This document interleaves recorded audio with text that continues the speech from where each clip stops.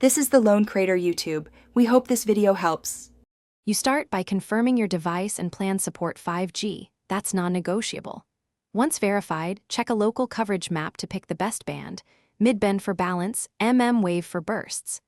Make sure 5G is enabled in cellular settings, toggle it off and on, then reboot the device to reset radios. If you have an eSIM, install or switch profiles now. These first actions align hardware, firmware, and carrier access so you can move into detailed tuning with peak potential. Once done with basics, optimize how your phone uses 5G. In advanced network settings, you can prefer specific bands or allow automatic band switching. Choose mid-band or wave if listed. Make sure carrier aggregation and the latest LTE fallback modes are enabled so speeds stay high between cells.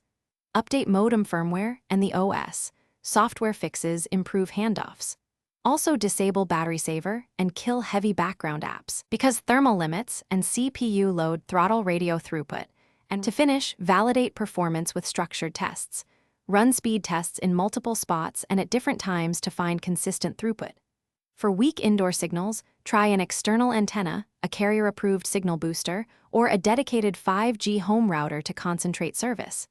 If speeds remain low, toggle 5G and airplane mode, then reset network settings. This often clears misconfigurations.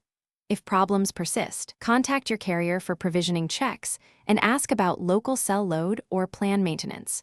Those are common hidden causes of slow 5G. Thanks for watching. Consider subscribing if we helped you.